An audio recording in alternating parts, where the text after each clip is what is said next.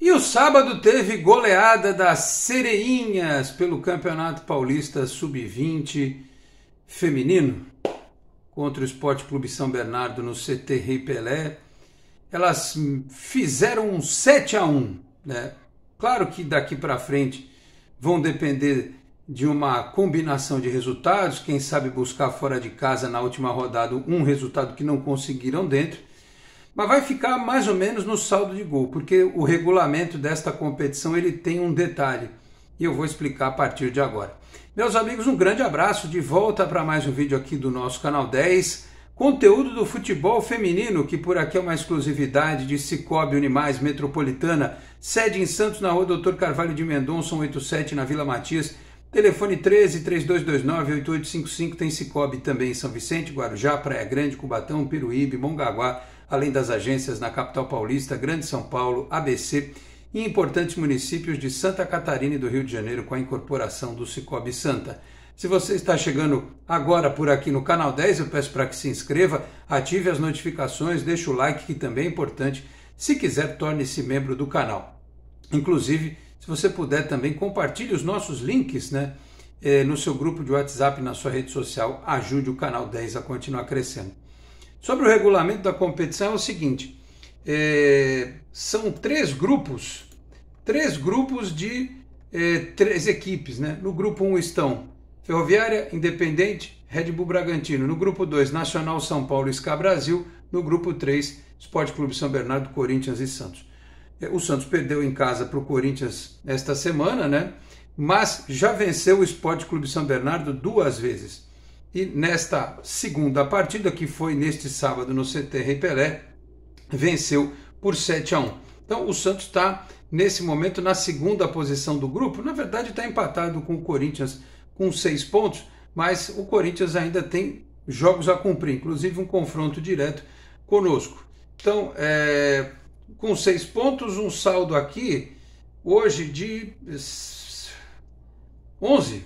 Saldo 11 não, tomou 1, então saldo de 10. Então o Santos tem um saldo de 10. Aí precisa olhar para os outros grupos, porque classificar só o primeiro colocado de cada grupo é muito difícil que o Corinthians não seja primeiro do grupo, o São Paulo no grupo dele, o Red Bull Bragantino no grupo dele também. Então, a briga hoje do Santos é basicamente com o SCA Brasil e com o Ferroviária. Por isso que era importante ter goleado o Sport Clube São Bernardo para fazer saldo de gol. E pelo que eu vi, apesar de não ter nenhuma atualização dos demais jogos, nem no site da Federação Paulista teve, né, dos outros jogos dos outros grupos, eu só sei que o Bragantino venceu neste sábado a Ferroviária, também por 2-0. Então hoje o saldo da Ferroviária é só de 1 gol a favor, né? O Santos está com 10 de saldo. Então, e aí tem ainda o SCA Brasil, que estava até a última atualização aqui no site da Federação Paulista, com 2 jogos, 1 vitória e 1 derrota, saldo zerado. O Santos já tem 3 jogos com 2 vitórias e 1 derrota. Então vão classificar os primeiros colocados e o melhor quarto colocado, melhor segundo colocado, entra com uma 4ª equipe para a disputa da semifinal desta competição. Claro que a gente não exige das meninas aquele futebol brilhante, até porque a gente tem visto que outros times têm feito um investimento, especialmente nessas categorias de formação do feminino, um pouco mais eficiente do que o Santos. O Santos, por exemplo, não tem nem técnico no masculino, né? Não tem nem técnico no feminino, perdão, que era o Cleiton Lima, que saiu, né? Ainda está se reestruturando lá em cima e faz o que é possível no momento, né? Eu acho que poderia fazer mais com as categorias de base. Então, foi o jogo deste sábado no CT Rei Pelé que levou a equipe a esta condição. Poderia até ter feito mais, o Santos perdeu um pênalti no finalzinho, mas venceu por 7-1. Os gols foram marcados pela Kathleen 2 vezes, a Ana Barbosa, que também marcou 2 vezes, a Júlia Delprá, a Mari Feitosa e a Ana Luísa. As Sereinhas, diz aqui matéria do Diário do Peixe, encerram a primeira fase do estadual no sábado que vem, dia 30, contra o Corinthians no Parque São Jorge, aquele negócio de torcida única, porque é clássico e coisa e tal. 3 da tarde o jogo vai ter transmissão do canal da Federação Paulista no YouTube. né? Tem o canal do Paulistão e tem o Futebol Paulista, são dois canais lá que têm feito as transmissões destas partidas. Então é aquilo, se o Santos empatar com o Corinthians lá, classifica. Mas o Corinthians tem um trabalho hoje mais evoluído, as meninas vão ter que se superar para, quem sabe, arrancar esse empate e não ficar dependendo de saldo de gol. Ou, na pior das hipóteses, caso perca, não tome uma sacolada, porque aí, dependendo do que acontecer nos outros jogos, vai entrar em campo a questão do saldo de gol e elas vão ter problemas, né, para conseguir essa quarta vaga na próxima fase desta competição. O Santos, que é dirigido pela Emi de Sales, que é a treinadora, entrou em campo com a Júlia Matalo, a Bárbara Kusuol. É legal a gente falar o nome das meninas, até para dar uma moral para elas, né? A Tolesani, depois entrou a Gadotti, a Emily, depois a Mirelle Torres, a Raíssa Calheiros, a Ana Giusti, depois entrou a Mari Feitosa, a Ana Barbosa, a Curi, depois entrou a Gabi Levesque, a Kathleen, depois entrou a Vitória Ramos, a Júlia Delprá, depois entrou a Ana Luísa. O Santos, quando eu comecei a ver o jogo, já estava 4-0, né? Abriu o placar muito cedo, aliás, como aconteceu na partida de ida contra o Sport Clube São Bernardo, né? A Júlia Delprá aos 6 minutos, fez, a Kathleen fez aos 9, e aos 19, a Ana Barbosa fez aos 17. Então eu pisquei, quando vi já estava 4-0, o primeiro tempo acabou 5, né? E aí depois no segundo tempo o time só fez mais 2 gols, podia ter feito mais, né? Mas a gente entende também, tá calor, né? Tá quente em Santos, o preparo físico das meninas não é... Claro que do outro lado o time adversário tem uma condição parecida, mas a gente sabe que é complicado. À tarde estava um pouco mais fresco, né? Eu fiz no outro vídeo uma comparação, os meninos de manhã jogaram do sub-15, do sub-17 com um sol danado. À tarde estava um pouquinho mais suave, elas jogaram no CT no período da tarde. Então, conseguiram esta goleada, né? Vão, a partir da semana que vem, dar uma olhada, uma analisada, fazer as contas, os cálculos dos jogos dos outros times, né? Vendo a questão do saldo de gol, mas aquilo, se ganhar do Corinthians na última rodada, já era, classifica, né? Se empatar, eu acho que também vai conseguir, e se perder, não pode perder de muito para ter essa chance. Aí você vai dizer assim, poxa, mas que adianta classificar se, né, a semifinal, a final for algo muito difícil de conquistar? É o que eu sempre falo. Todo jogador novo e jogadora nova, meninos, meninas, jogadores de base, precisam se acostumar desde cedo com grandes jogos.